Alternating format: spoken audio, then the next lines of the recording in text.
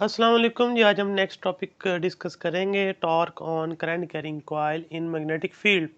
आपने इस चैप्टर का जो पहला टॉपिक पढ़ा था, लॉन्ग क्वेश्चन जो था, उसमें ये सीखा था कि force on A current carrying rod in magnetic field जो थी वो आपने कैलकुलेट की थी, जिसका रिजल्ट आपने निकाला था F is equal to I into L cross B. आपने कहा था रॉड परपेंडिकुलरली प्लेस कर दो मैग्नेटिक फील्ड के अंदर, उसमें से जब करंट पास करेगा उसके ऊपर ये फोर्स एक्ट करेगी।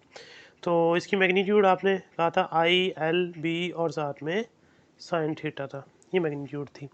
अब यहाँ पर हमने सिंगल रॉड या वायर नहीं रखी मैग्नेटिक फील्ड के अंदर, बल्कि एक कॉयल रख दी है, रेक्टेंगुलर कॉयल। ये नॉर्थ पोल और ये साउथ पोल, ये मैग्नेटिक फील्ड अप्लाई करती है, ये दोनों एक ही मैग्नेट के। उनके दरमियान हमने एक रेक्टेंगुलर शेप की जो ना वो कॉयल प्लेस कर दी, ए बी सी डी, ये इसकी साइड है। उसमें जो करंट की डायरेक्शन वो देखें, यहाँ से करंट नीचे आ रहा है, डी से ए की तरफ, ए से बी की तरफ, बी से सी, सी से वापस इधर। तो ये जो बीच में आपको डॉटेड वाली लाइन नज़र आ रही होगी, ये इस एक्सिस के गिर्द जो है ना ये रोटेट करेगी। यानी जैसे ये अगर कॉयल हो तो ये इस तरह से रोटेट करेगी, ऐसे। ठीक है जी। तो इस तरह से जब ये रोटेट करेगी तो फिर इसके ऊपर जो टॉर्क एक्ट करेगा वो हम यहाँ पर फाइंड आउट करेंगे। तो सबसे पहले तो देखें, अब इसकी चार साइडें बनती हैं, हर साइड के ऊपर अलग-अलग जो फोर्स है वो इस फार्मूले से हम कैलकुलेट करेंगे। तो सबसे पहले देखें, हम डी ए से स्टार्ट कर लेते हैं। डी से ए जो होगी उसकी लेंथ एल हम डिनोट कर देंगे, स्मॉल एल। और उसके बाद फिर हम जो फोर्स है वो इसी फार्मूले से कैलकुलेट करेंगे। तो पहला सबसे पहला स्टेप जो है वो डी से ए ले लेते हैं। फोर्स ऑन सेगमेंट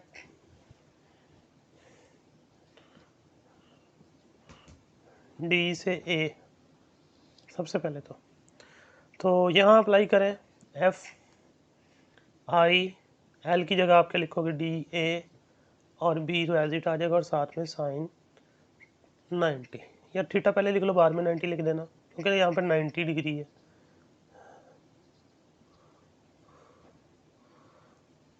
देखें, मैग्नेटिक फील्ड नॉर्थ से साउथ, और ये जो लेंथ है वो डी से ए, तो 90 डिग्री आता है। तो आप इसको सॉल्व करें, आई और इसकी जगह आप एल लिख दें, आई एल बी और साथ में साइन 90। तो 90 पुट कर दें, साइन 91 दे देगा, बाकी रिमेनिंग जो आंसर आएगा वो आई एल बी आ जाएगा। ये जो बीच में इंटरप्शन है, ये लाइट चली गई थी। खैर, नेक्स्ट देखें, हम डी से ए हमने चेक कर लिया, ए से बी देखें। ए से बी अगर लेते हैं, मैग्नेटिक फील्ड जो है वो नॉर्थ से साउथ है, तो कितना एंगल बनता है लेंथ और मैग्नेटिक फील्ड के दरमियान, 180 डिग्री, जिस पे आंसर नहीं आना। तो हम एक ही स्टेप में उसको बता देते हैं। Force on segment A B, A से बी जो होगा उसे हम एफ, फार्मूला यही रहेगा, और साथ में अब ए से बी और साथ में साइन 180। साइन 180 ने आंसर 0 देना, सारा आंसर 0 हो जाना है। उसके बाद नेक्स्ट फिर हम बी से सी देखते हैं। Force on segment B to C. उसके बाद फिर दोबारा यही फार्मूला, आई और फिर बी से सी और फिर बी, यहाँ पे भी मिस था, तो और साथ में साइन। अब यहाँ देखें, यहाँ 90 डिग्री अगेन, साइन 90 आपको पता है 1 दे देगा, तो आई इसकी जगह एल लिख दें, और बी साइन 90 भी 1, तो F is equal to I L B. ये फोर्स की मैग्नीट्यूड आ गई ऑन साइड बी सी। अब डी से ए, सॉरी सी से डी, यहाँ 0 डिग्री है, दोबारा लिखे force on segment C to D. तो इसे हम क्या कहेंगे फिर, अब यहाँ पे दोबारा वही एफ इंटू आई, और एल की जगह सी से डी, और साथ में साइन 0, साइन 0 0 देगा, सारा आंसर 0। तो ये चारों साइडों की फोर्स आपने बारी बारी कैलकुलेट कर ली। अब हम बात करते हैं वो फोर्सेस जो एक्चुअली मौजूद हैं जिन साइडों पे। वो साइड है डी से ए और बी से सी, इन दो साइडों पे फोर्सेस मौजूद हैं। अब उनकी डायरेक्शन फाइंड करनी है, उसके लिए राइट हैंड रूल जो है ना अप्लाई करना पड़ेगा, फिर जो है ना उसकी डायरेक्शन पता चलेगी। राइट हैंड रूल जो है वही पाम रूल जैसे बताया गया था। मैग्नेटिक फील्ड जो है वो किस तरफ है, अब इस तरफ ठीक है जी। तो मैग्नेटिक फील्ड जो है आप इस तरफ कर दें, और जो थंब होगा वो करंट की डायरेक्शन यानी लेंथ की डायरेक्शन को शो करेगा, जो पाम के ऊपर परपेंडिकुलर होगा वो आपको फोर्स की डायरेक्शन देगा। इस साइड पे देखें, जो नॉर्थ से साउथ ये मैग्नेटिक फील्ड आ गई, और ये थंब जो है ये करंट की डायरेक्शन आ गया डी से ए, और जो पाम के ऊपर परपेंडिकुलर है अपवर्ड, तो यहाँ वाली फोर्स जो होगी आउट ऑफ द पेज यानी पेज से बाहर की तरफ होगी। यानी अगर ये कॉइल है, इसकी साइड पे जो फोर्स होगी अपवर्ड होगी, यानी ये फोर्स इसको ऊपर की तरफ उठाएगी। उसके बाद इस साइड पे देखें तो करंट की डायरेक्शन जो है वो नीचे से ऊपर की तरफ है, तो मैग्नेटिक फील्ड दोबारा उसी तरह अप्लाई करनी है यहाँ से, लेकिन करंट की डायरेक्शन क्या कर देनी है आपने चेंज, यानी लेंथ की डायरेक्शन थंब उसको शो करता है। अब जो पाम है वो नीचे जा रहा है, तो दूसरी साइड जो है कॉइल की, सपोज यही वही कॉइल, इस साइड पे जो फोर्स है वो नीचे की तरफ है और इस साइड पे जो फोर्स है ऊपर की तरफ है। दोनों फोर्सेज इक्वल और अपोजिट है, लेकिन लाइन ऑफ एक्शन सेम नहीं है, तो इस वजह से वो टॉर्क को रोटेट करवाएंगी by an axis, about an axis, तो उससे जो है ना टॉर्क जनरेट होगा। यानी ये कपल है, यानी दो फोर्सेस इक्वल एंड अपोजिट जब एक्ट करें not along the same line, तो उसे कपल बोलते हैं। तो अब हम यहाँ पर टॉर्क ड्यू टू कपल जो है ना कैलकुलेट करेंगे। टॉर्क ड्यू टू कपल, तो उसमें क्या होगा, फोर्स की मैग्नीट्यूड किसी भी, चाहे वो ये ले लो चाहे ये ले लो, सेम है, फोर्स आ जाएगी और साथ में कपल आर्म आ जाएगी।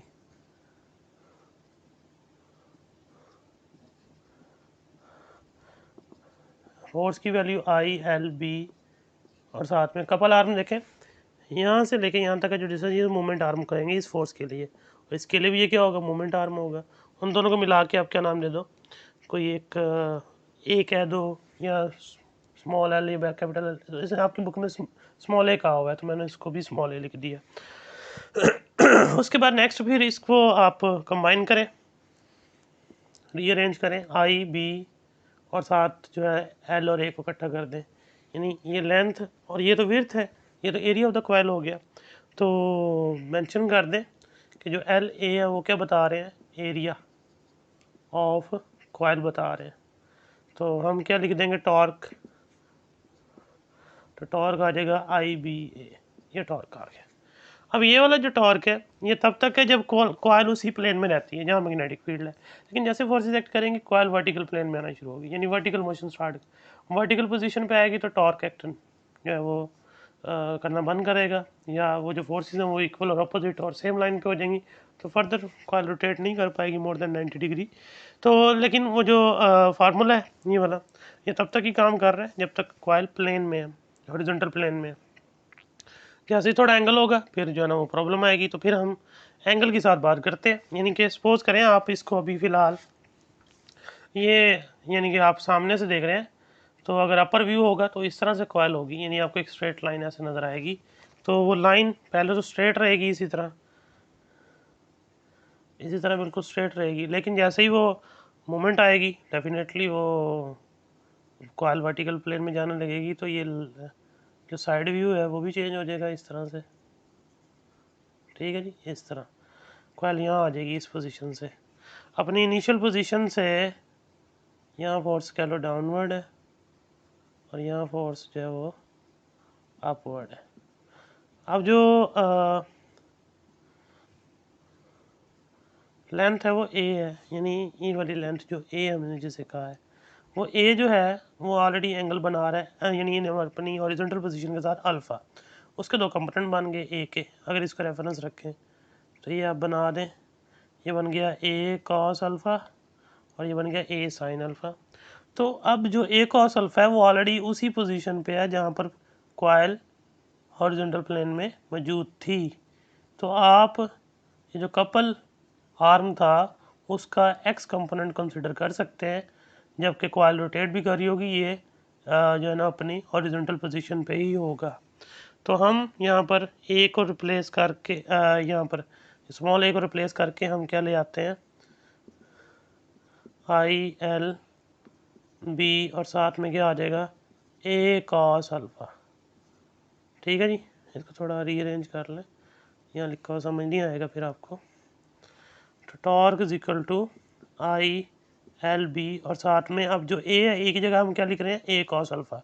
ए कॉस अल्फ़ा क्यों कर रहे हैं, क्योंकि जब कॉइल रोटेट करने लग जाएगी ये कंपोनेंट स्टिल हॉरिजॉन्टल पोजीशन पे ही रहेगा, इस वजह से ए कॉस अल्फ़ा लगा रहे हैं।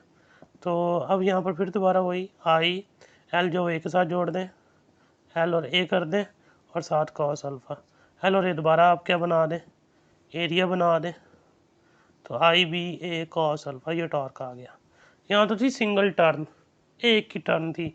अगर आप टर्न बढ़ा देंगे तो एन लग जाएगा साथ पे, N I B A cos alpha. अब यहाँ जो एंगल है, एंगल अल्फ़ा जो है वो किन दो चीज़ों के दरमियान है, plane of the coil and magnetic field.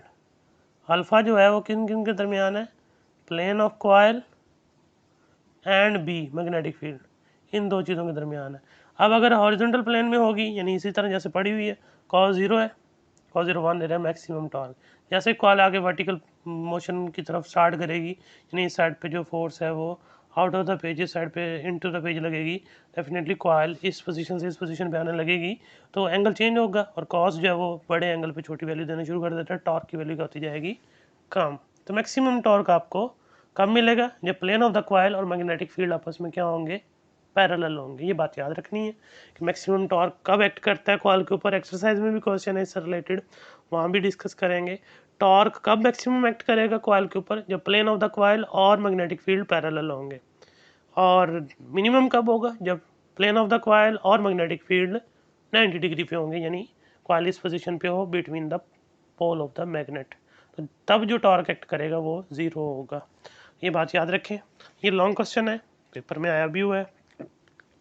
ये जो हमने आज पढ़ा है, इसका जो रिजल्ट निकाला है, torque is equal to N I B cos alpha, जो इस कॉइल की जो रोटेशन की वजह बना है, तो वो हम कल गैल्वेनोमीटर जब पढ़ेंगे उसके वर्किंग प्रिंसिपल में ये यूज़ होगा। तो इसकी अच्छी तरह प्रैक्टिस कीजिएगा, अगर कोई बात ना समझ आए तो आप पूछ सकते हैं। अल्लाह हाफिज़।